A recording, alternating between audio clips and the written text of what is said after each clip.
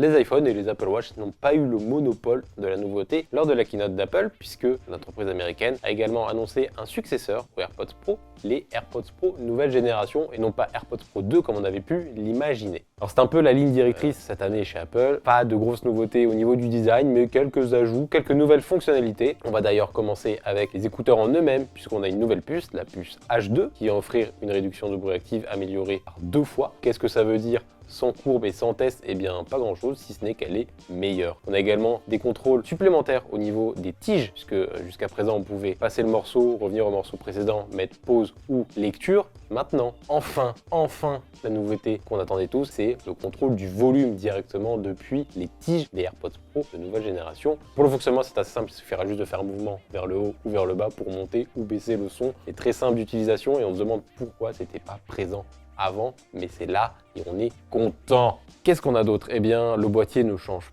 pas vraiment, mais un peu quand même. En termes de taille, c'est la même chose, mais il gagne un haut-parleur, puisque maintenant, si on perd son boîtier, on va pouvoir le retrouver grâce à la puce U1 que l'on peut avoir dans certains iPhones, qui permet d'utiliser la fonction localisée très précisément, un peu à la manière d'un AirTag, qui est vraiment bien si jamais vous perdez juste le boîtier. Et surtout, ce dernier, grâce à ce petit haut-parleur, pourra émettre un son, histoire que vous arriviez à le reconnaître et à le trouver facilement. Et également, nouvelle nouveauté qu'on n'attendait pas vraiment et que finalement, pourquoi pas, on peut maintenant venir mettre une dragonne pour pouvoir se balader avec ses AirPods Pro autour du poignet, peut-être autour de son cou, à voir si les dragonnes vendues sont assez larges et surtout à quel prix elles vont être vendues, puisque ça c'est encore une inconnue. Je ne vous ferai pas l'affront de vous parler de son, puisqu'évidemment on ne les a pas entre les mains et on n'a pas testé et que le service audio s'en chargera bientôt, on l'espère. Mais on peut noter dans ces nouveautés, hormis évidemment la réduction de bruit active améliorée, le mode transparence qui est également amélioré grâce à cette puce H2. Et contrairement à ce qu'on pensait, eh bien pas de prise en charge de l'ALAC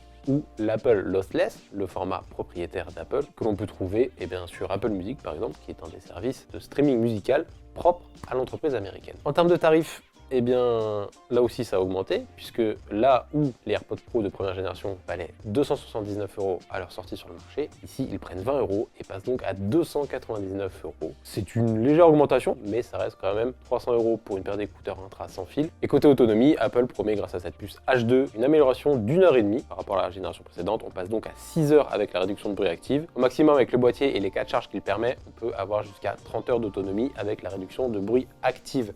Autre nouveauté, Apple intègre cette année un embout de taille XS pour ceux qui auraient des conduits auditifs tout petits. C'est une bonne chose, ça va faire plaisir forcément à une certaine partie des gens et ça va surtout leur permettre d'adopter ces nouveaux AirPods Pro et de peut-être enfin abandonner les AirPods classiques. Eh bien c'était tout à propos de ces AirPods Pro de nouvelle génération. Si vous avez des questions, n'hésitez surtout pas à les poser dans les commentaires, on n'hésitera pas à y répondre. Dites-moi également ce que vous pensez de ces AirPods Pro de nouvelle génération. Est-ce que vous êtes conquis? Est-ce que vous allez enfin sauter le pas? Ou alors est-ce que vous allez garder l'ancienne génération ou peut-être vos AirPods 3 qui vous conviennent amplement puisque vous n'aimez par exemple pas avoir le sentiment d'avoir quelque chose dans vos oreilles? C'est quelque chose que je connais. Allez, c'est tout pour moi et je vous laisse ici, je vous dis à la prochaine et je vous fais plein de bisous.